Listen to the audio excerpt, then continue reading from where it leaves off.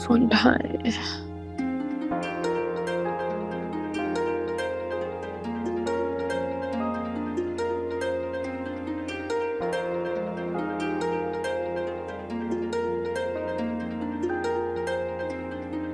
किसका फोन है? हर बार कहा है कि साइलेंट पे लगा के सोया।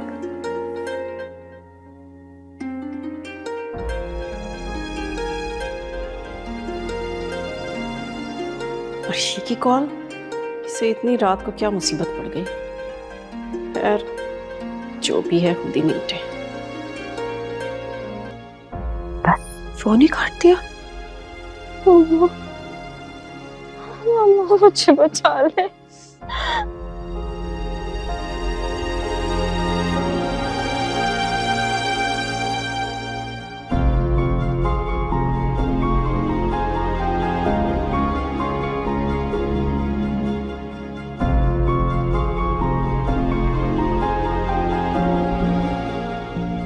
स्विच ऑफ कर दी। अनुषी बेटा, वो लोग जा चुके हैं, दरवाजा बंद है, कोई नहीं आएगा, मैं हूं ना तुम्हारे पास। बस मेरा बच्चा, बस बस बस। पापा को बुला प्लीज, पापा को बुला दे। मुझे डर लग रहा है। आ रहे बेटा, आ रहे। अनुषी प्लीज प्लीज खुद को संभालो, हम हैं तुम्हारे पास यार, कुछ भी नहीं होगा, तुम सोने की कोशिश करो, हम हैं।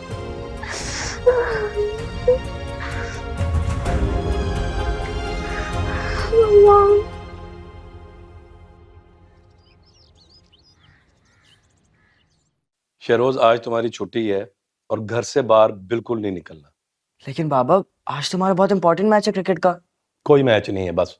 ओहो साफ, जाने देना, अब तो माशाल्लाह बहुत समझदार हो गया है। यार तुम्हें पता है हालात कैसे हैं। ये कहाँ रह गया डॉक्टर श्याम, अभी तक आया क्यों नहीं? खाला अम्मा, आपने डॉक्टर श्याम को बुलाया है? हाँ, रात से मेरी तबीयत खराब थी, मैंने सोचा अस्पताल जाने से पहले जरा ब्लड प्रेशर तो चेक करवा लूं उससे। ओहो खाला अम्मा, आप भी हद करती हैं। अब वो बार बार आपका ब्लड प्रेशर चेक करने के लिए आएगा? वो कुछ छोटा डॉक्टर नहीं है, अच्छा खासा बड़ा डॉक्टर है। वो सिर्फ वतन की मोहब्बत और अपने बाप का ख्वाब पूरा करने के लिए वापस आया, वरना यूके में उसका फ्यूचर बहुत ब्राइट है। अरे तुम सुबह सुबह यहाँ, खैरियत तो है? जब रात को आप मेरी कॉल पिक नहीं करेंगे, अपना फोन बंद कर देंगे, तो मजबूरन मुझे सुबह सुबह आना पड़ेगा ना यहाँ। सुबह सुबह किसकी मनहूस शक्ल देख ली है, पता नहीं दिन कैसा गुजरेगा। तो मुझे ये बताओ कि तुम्हें और तुम्हारी माँ को इस बेचारे का ख्याल है कि नहीं? कभी फोन करने लगती हो, कभी यहाँ आ जाती हो, जोंक बनकर चिमट गई हो तुम तीन औरतें मेरे बच्चे पर। आपसे बात नहीं कर रही हूँ मैं, इनसे बात कर रही हूँ जो बदकिस्मती से हमारे बाप हैं। हम आपकी जिम्मेदारी है पापा, लाख चाहने के बावजूद भी ना आप हमें ठुकरा नहीं सकते। और मेरी माँ को आप किस बात की सजा दे रहे हैं? हाँ, किस बात की? क्या उन्होंने दो बेटियां पैदा की, आपको बेटा पैदा करके नहीं दे सकी? पापा, ये शिकायत तो अम्मी भी आपसे कर सकती है ना कि आपने उन्हें दो बेटियां दी, एक बेटा तक नहीं दे सके। और आपने क्या की? दूसरी शादी कर ली, अपनी जिंदगी में मगन हो गए, खुश हो गए। हमारी हिफाजत की जिम्मेदारी और हमारी जिम्मेदारी हमारी माँ ने उठाई है, अपनी पूरी उम्र गुजार दी। मैं और मेरी बहन, हमारी अम्मी की नहीं, आपकी गलती, आपका कसूर, आपका जुर्म है। मेरी माँ को पूरा पूरा हक पहुंचता है अपनी जिंदगी जीने का, और वो जरूर जिएंगे। देखो तो किस कदर बदजुबान लड़की है, शर्म नहीं आती इसको, अपने बाप के सामने किस तरह बातें कर रही है।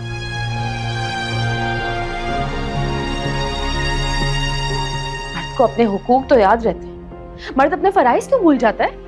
चुप हो जाओ वरना जुबान खींच लूंगी। और साफ एक थप्पड़ क्यों नहीं लगाते इसे? बात सुने मेरी, बस बहुत हो गई। अपने घर के ना कुछ कमरे खाली करते हैं, क्योंकि मैं, मेरी अम्मी और मेरी बहन वापस आ रहे हैं। और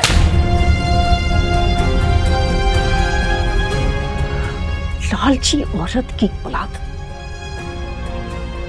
ये घर सिर्फ और सिर्फ मेरे बेटे शहरोज का है और साफ का इकलौता वारिस।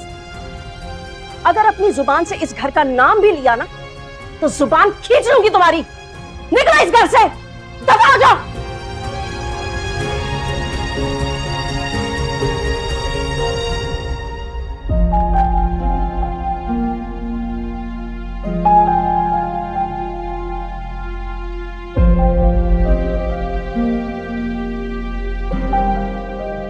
काशिफा, ये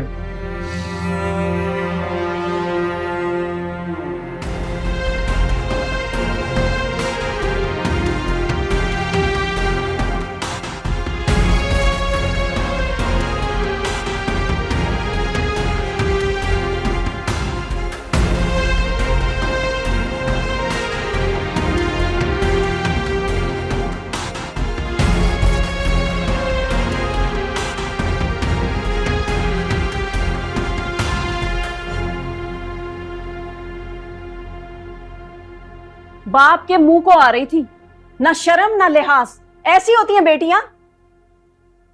माँ ने जहर भरा है उनके दिल में, बाप को तो कुछ समझती नहीं है। बाबा, क्या बाहर खड़ी है? तुमने बुलाया उसे? बाबा वो तो डॉक्टर साहब के साथ चली गई।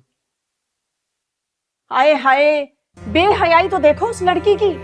अब डॉक्टर के साथ चली गई, वहां उसके साथ जाकर मिर्च मसाले लगा लगा कर हमारी बुराइयां कर रही होगी, नई नई कहानियां सुना रही होगी, झूठ बोल रही होगी।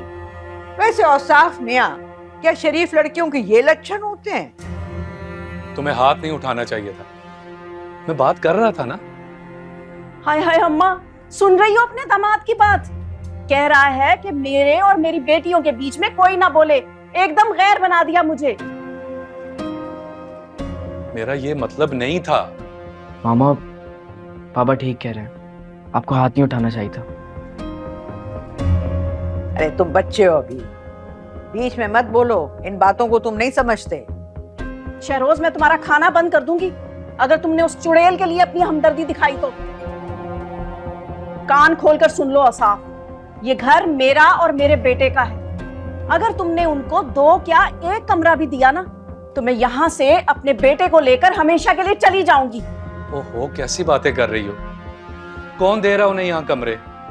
ये घर तुम्हारा है, तुम यहाँ की मालकिन हो। मेरी क्या मजाल कि मैं कोई ऐसा फैसला करूं। अब उस डॉक्टर के सामने रो रो के हमारी बुराइयां कर रही होगी। मेरा तो ये सोच सोच कर दिल बैठा जा रहा है भाई।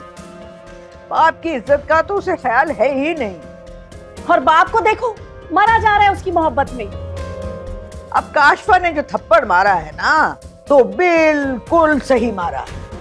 ये थप्पड़ अगर इसको पहले पड़ गया होता ना, तो यूं बाप के सामने जुबान दराजी करने की नौबत ही ना आती।